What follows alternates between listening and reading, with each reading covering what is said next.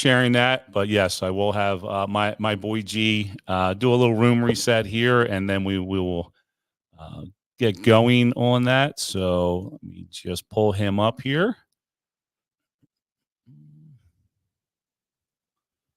And let him do a room reset, and then we will get started. Good morning, everyone. Welcome to Breakfast with Champions. We are live on Clubhouse starting at 4 a.m. Eastern with over 60 expert hosts who provide motivation, education, and inspiration to help you live your best life and grow your business. Be sure to connect with us on the all-new Facebook page to continue the conversation. Hello, Matt. I wanted to take this time to wish every American a blessed Memorial Day as you honor those who paid the ultimate price for their country. Thank you, G. Thank you for that little room reset there, and thank you for wishing us a blessed Memorial Day. And if obviously I do come here every Monday at 8:30 and talk about all things AI, and there is a lot going on, and I will get into it. But if you could extend me a little bit of grace, I just want to talk a little bit about Memorial Day, what this means to me, and why it should be hopefully important to all Americans. So I was walking through Valley Forge Park with my daughter the other day, and other than my allergies killing me after that, it was great. As always, get to spend time with my daughter, and walking through Valley Forge always kind of puts me in that space of just thinking about the sacrifices that people have made for this country that we live in. Obviously, I'm talking to people in America right now. There are other people in Clubhouse and others outside of us, but I'm just talking for Memorial Day, talking about this country. And, it always makes me kind of think about that. And there's different monuments to all different soldiers and fallen soldiers, and talk about that. There were no battles in Valley Forge. Sometimes people ask about that or bring that up, and that's where they kind of rested and try to recover from a lot of battles, but there's no battles there. But there's certainly memorials and monuments to a lot of the battles and things that happened during the Revolutionary War. So you can go there. It's really, it's a great place. You can go check it out. And I'm so blessed to live in the area I live in, because you can go down to Philadelphia and see the Liberty Bell and walk the streets where the people are writing the Declaration of Independence and Constitution. All were there, talking about these things. But it just really makes me think, especially around Memorial Day. And I wanted to talk about one soldier, and specifically Private Walter Carson. And the reason for that, I was talking about Saving Private Ryan the other day. And if you haven't seen that, especially if you are American, if you haven't seen that, please go see that movie.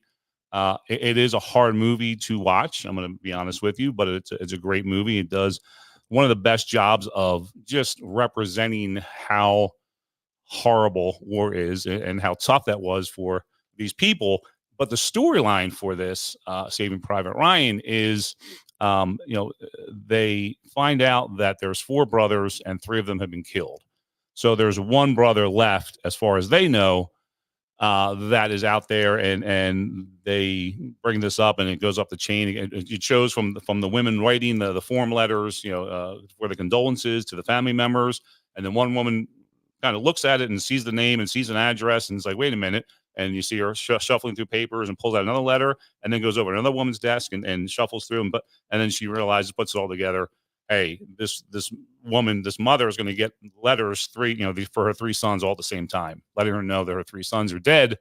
And the one is parachuted in with the 101st, and they don't know where he is or what's going on. So there's a debate over, should we go in and should we try to find Private Ryan and risk other people's lives when, hey, we don't even know if he's still alive, so there's different military men in there, and they're having this kind of debate discussion back and forth, and the person in charge pulls out a letter that Abraham Lincoln wrote to a mother who at the time they thought the 5 sons had died. 3 of her sons had died. One went AWOL, and the other one was still alive. But knowing at the time what was going on, Abraham Lincoln wrote this letter to this woman and talked about that. So he pulls that out and reads this to them, and saying, we owe it to this woman to go and try to save Private Ryan. So that is the gist of the movie. If you haven't seen it, it's not a big spoiler alert, but a little late spoiler alert. But that's the reason for the movie, and it'll go through those things. So the movie opens up and closes in Normandy, France, in the cemetery, with all the dead servicemen from America, and you just see lines of crosses, or the Jewish star, for those who died and were buried there. And there's two big cemeteries in France, one in Normandy and one in Lorraine. If you look at pictures, they look exactly the same. It's just rows and rows and rows of dead servicemen.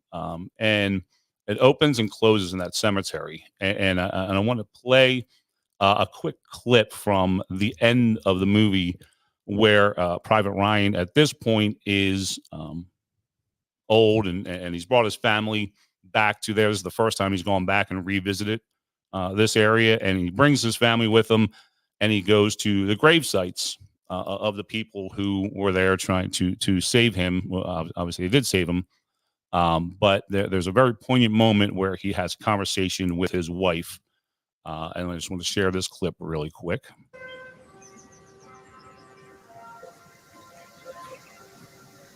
James, Captain John H. Miller.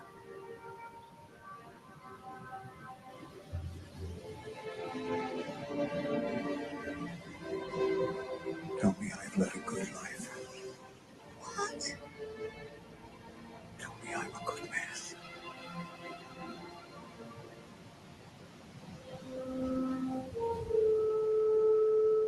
You are.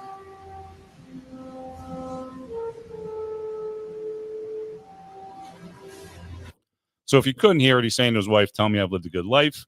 Tell me I'm a good man." And the reason for that is when they're, and I get emotional watching this, and I get emotional because the cemetery that they open and close in, while it is Normandy, the one my grandfather, Private Walter Carson, is buried in is in Lorraine, France, and it looks very similar to that. And there's pictures of my aunt and mother and a few others that were able to visit that grave site, and seeing that in person finally, that it reminded me of right away. I remember when we walked out of this movie, it was a full movie theater. Nobody said a word. There wasn't a sound. I was with my then roommate at the time, Dave First, and him and I drove back to our apartment, drove all the way back, went to our bedrooms, and went to sleep. We didn't say a word to each other until the next day. It was such an impactful movie.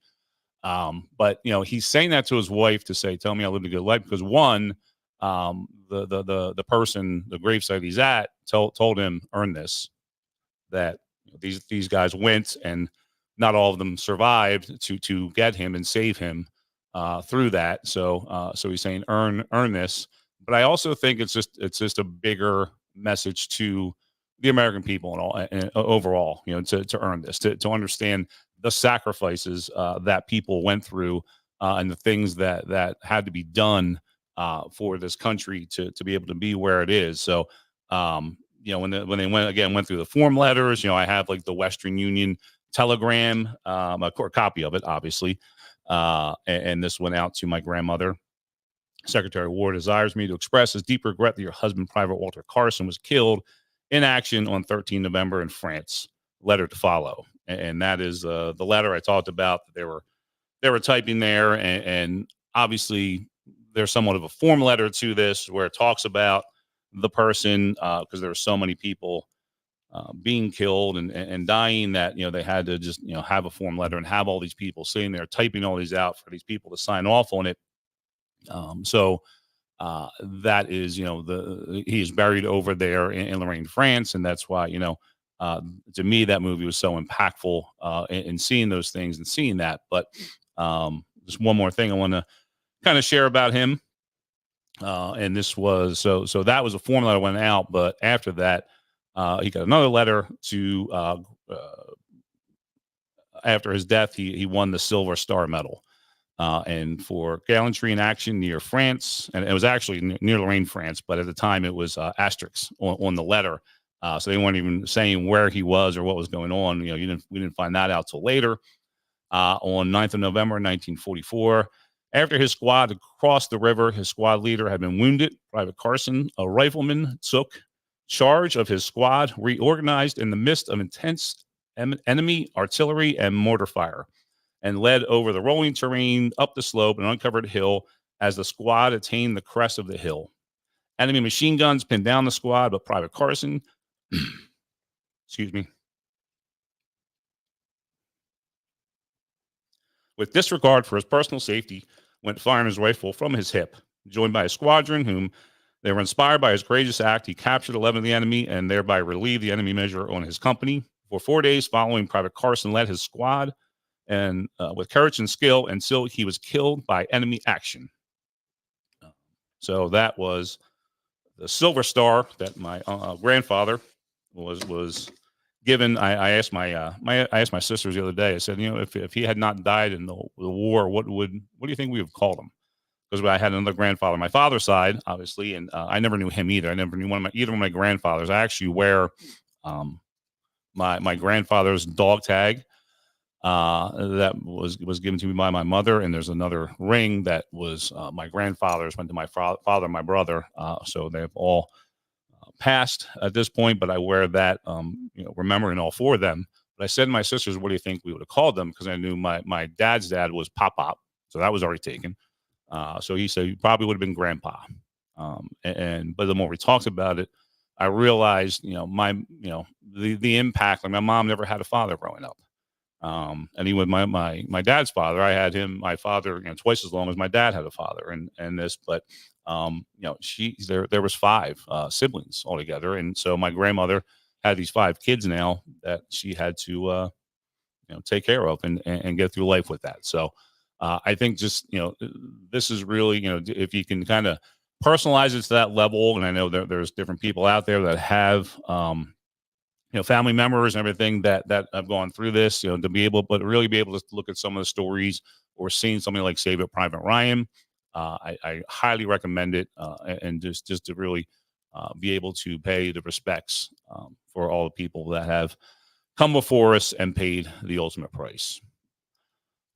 So with that, let me jump into AI news. Unless anybody on Clubhouse has anything to share real quick, if they have any stories or anybody they want to give a shout out to, I will give a minute, and if not, I will jump over to the AI news.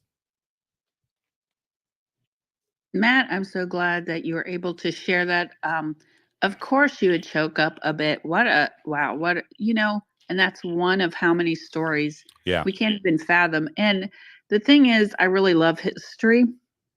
I mean, our country is young. And if you go back even to, I talk about this, okay, this is like even to the pilgrims that came over. Sure. And people who lost their lives just in the Revolutionary War. And, even like Ben Franklin lost it goes on and on. We don't realize all the sacrifice. It's not just the Vietnam War. I mean, it's like people died to found this country, to protect this country, to stand up, against the king, just on and on. And, we're a young country. So like I said, some of these things were like through our teenage years, but now we're coming into adulthood, and I hope we find better ways to approach the world so people don't have to go through these sacrifices. But Sure. Back then it was like muskets out, and so I just, when you think of all that, gosh, it's overwhelming. So thank you to your grandfather. And like I said, that means I get to celebrate my birthday today with all the freedom in the world. Yes, happy to birthday. Go do whatever I want. Like, I can go and do whatever I want today. I am not limited because we have a free country. So thank you. Amen. Absolutely.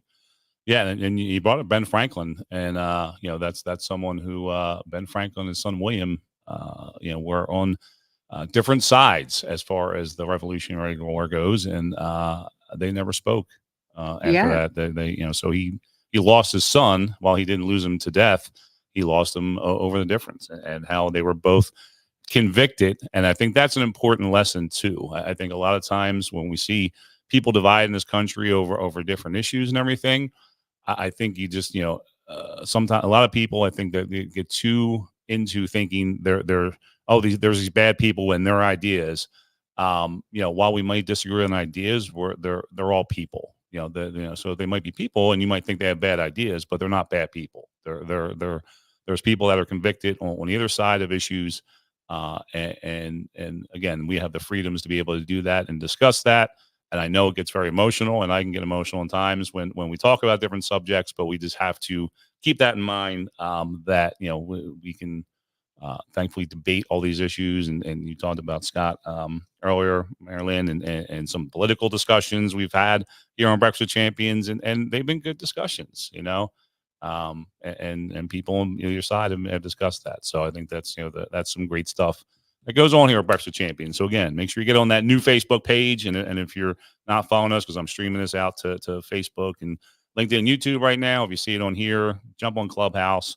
Look up Breakfast with Champions on the Facebook page, and please connect with us on there. So, but with my time remaining, let me jump over and talk about some of the news, because there is, again, a lot of stuff going on in the world of AI. So I'm going to start off with Microsoft, who I'm not a big fan of. I'm fully in the Apple camp, and using their technology and doing all these things, but Microsoft has come out swinging in the battle of AI.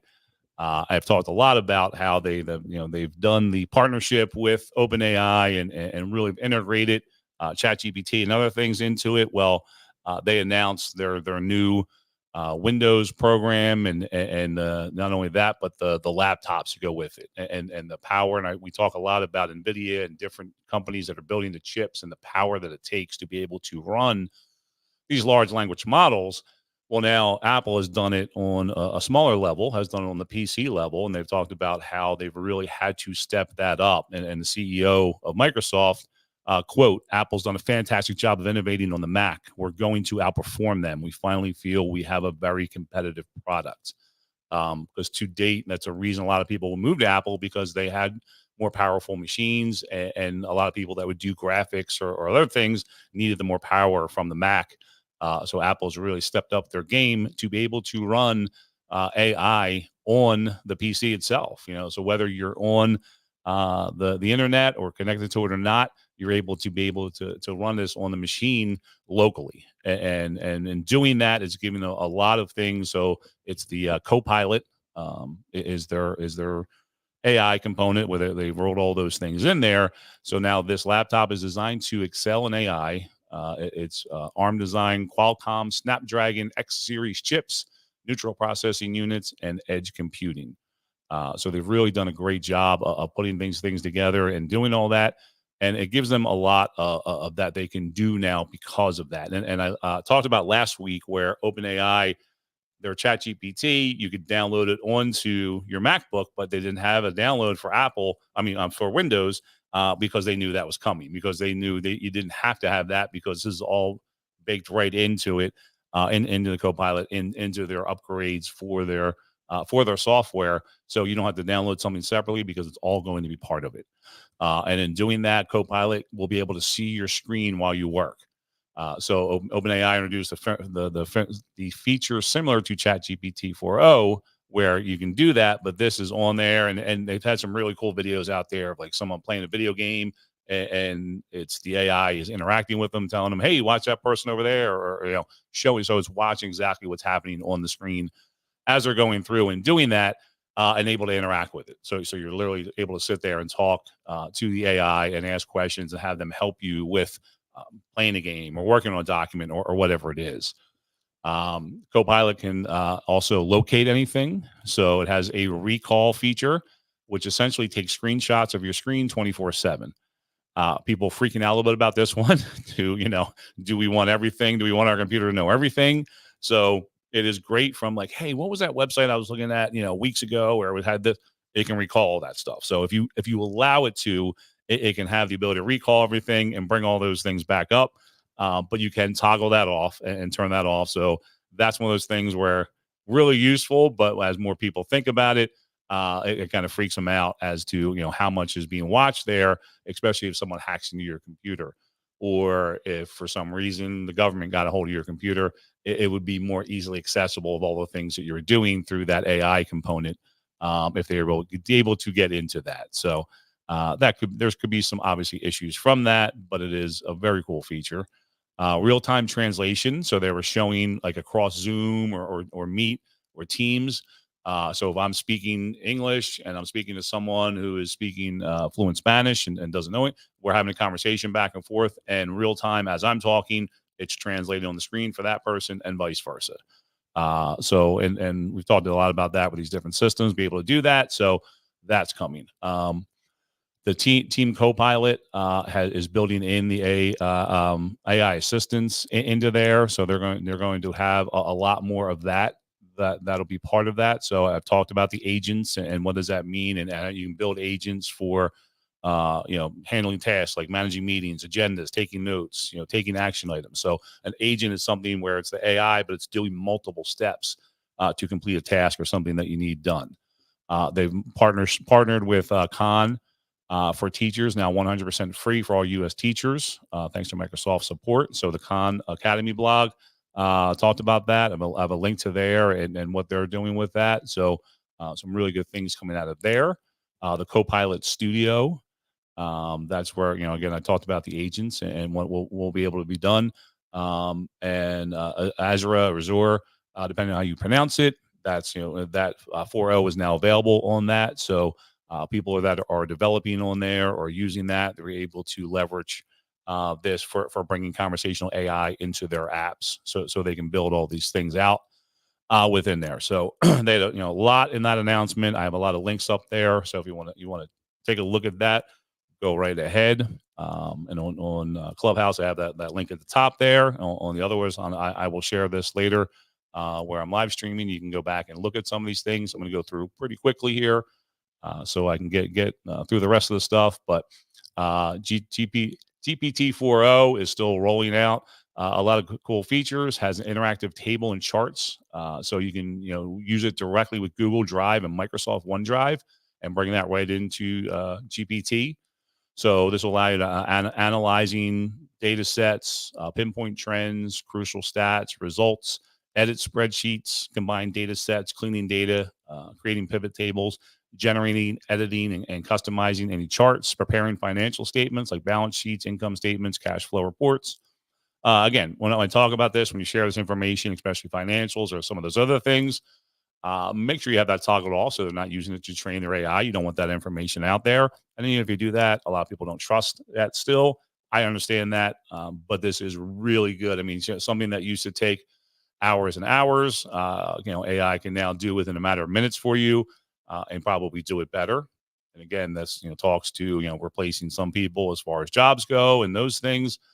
But this is one thing that can enhance someone in that role and be able to do things faster and do things and do more of things in the same amount of time too. So I think it's this is more of like a compliment than replacing people at this point. But as we see all these things, I think we're going to see that, and you just need to transition as time goes on.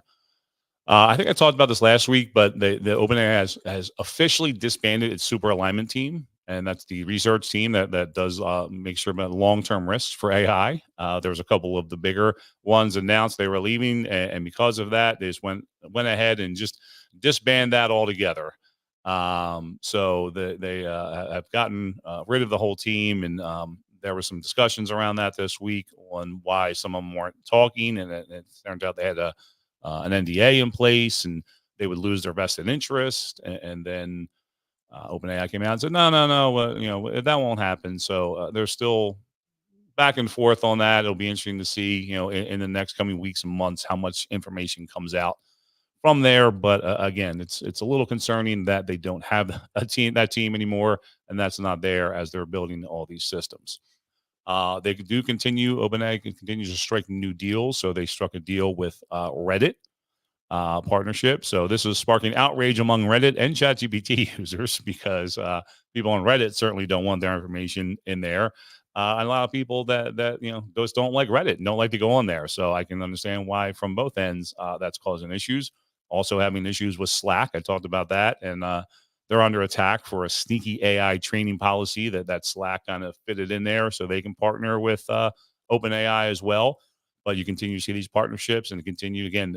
That's the most important part for these large language models is where are they finding the data, where are they getting the information from, and OpenAI is doing a good job of going out and striking up partnerships so they can avoid more lawsuits like they have with New York Times and others, but be able to get that information in there. They announced a landmark multi-year global partnership with News Corp. So News Corp has multiple, like Wall Street Journal, Barron's, Market Watch, and others all wrapped up under News Corp. So they're able to use all of that data as well to be able to do it. The 4.0 GPT 4.0 is free, but a lot of people are having problems with it because of the usage caps. So if you're using the free system and you get capped at a certain point, so while you're using it, it's great. But a lot of people put this out there like, okay, yeah, that's great. But imagine, and then we talked about how, helping people with Be My Eyes and using it that. So imagine you're a blind person, just as your taxi's about to arrive, you max out in your cap. Or your meeting assistant, and it caps out 3 minutes into a meeting or something along those lines. So, it's free. You can use it, but it has limitations. And that's, listen, that's why, you pay the $20 to be able to do that and get that. So just be aware of that. If you are using the free version, it is great. You can use all these new features for free, but it does have a limit and you might run into issues that way. The mobile app for ChatGPT is biggest spike ever because of all this new stuff that has been announced and all those things coming out. I have a couple minutes left here, so I want to talk. I'll just talk real quick about Google and their generative AI. And I have basically stopped using Google right now for searching. I'm actually using the ChatGPT app on my phone mostly to search for things.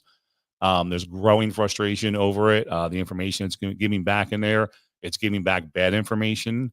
In some instances, it says, the cheese and sticking my pizza. It said add about 1/8 cup of glue, non-toxic glue, to your pizza. Don't do that, by the way.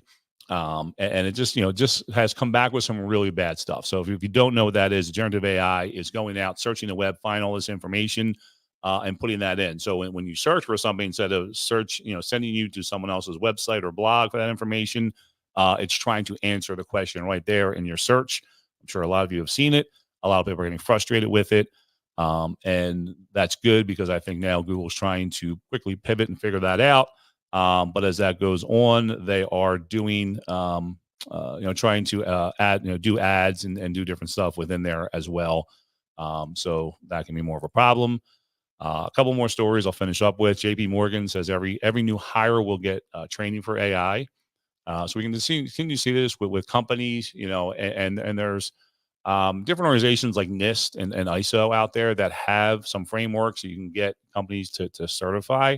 So if you have a company or you're part of a company that is using AI more and more, please have them reach out to me because they really need to start thinking about, having some of these frameworks and having some of these audits and making sure they have the right things in place to use it. I'm sure JP Morgan does, probably not.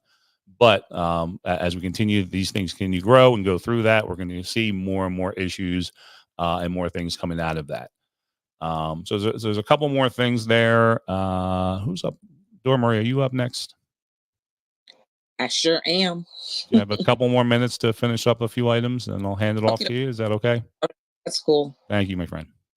Because there was one. 11 Labs is a really cool, and that's when I played my my room reset here on Clubhouse. That is 11 Labs that I use to give voice to AI. I've been doing that for a while. Although ChatGPT obviously has its own voice now, as we heard, they may or may not copy the Scarlett Johansson for their demo. And they have other voices within there, but 11 Labs continues to do some really good things as far as this goes. And the latest is 11 Labs audio and allowing narration to your blogs or news sites. So this will give you the ability to, when you're doing blogs, information out there on your sites, take this 11 Labs, it puts it right in there. It puts a player right at the top of it, and then just reads all the information on there. So when someone having to read it, they can just go ahead and hit play. So if you're listening, doing something else or doing that, you can just listen to some of these blogs and some of the information you want to catch up on if you're driving, whatever it is, it'll just read the whole blog information to you. And I like to, when I read books, I like to have the unabridged audio version on like an Audible or something and read the book. It gives me more information. I just, can learn more that way. So I think you can do the same thing with the blogs with 11 Labs on there. So that's good information that they're going to have out there. A couple other, of course, this is Forbes, and I have a link there, but you have to pay for that. But a couple other things that are there. I always talk about different opportunities coming out. Helsing is an AI company that works with the European military, and it's in talks to raise $400 million at a $4 billion valuation. So again, if you're looking for companies to invest into and put some money into, you can do that. And then Grok is a NVIDIA rival, and they're developing specialized AI chips that speed up AI. Then told investors they want to raise $300 million. So I've talked a lot about NVIDIA, and was talking months and months. If you want to invest in something, invest in there, and they have done very well. They have beaten the market big time, and the market's doing well right now. So that's saying something. But there's more in these companies that are coming out, and you'll be able to invest in and be able to do that and take advantage of those. So again, that is it. I have a couple other tools on there. I have always the link to creator tools, and there's always the more AI tools, the AI tool database we have on there. So if you have any more questions, please go ahead and click on that page and click through, or just send me a message. My contact information on there as well. So that is the week in AI there. And I'm going to hand this off now on Clubhouse to my friend Dora Maria. How are you? Yeah, no, I'm ready to rock. And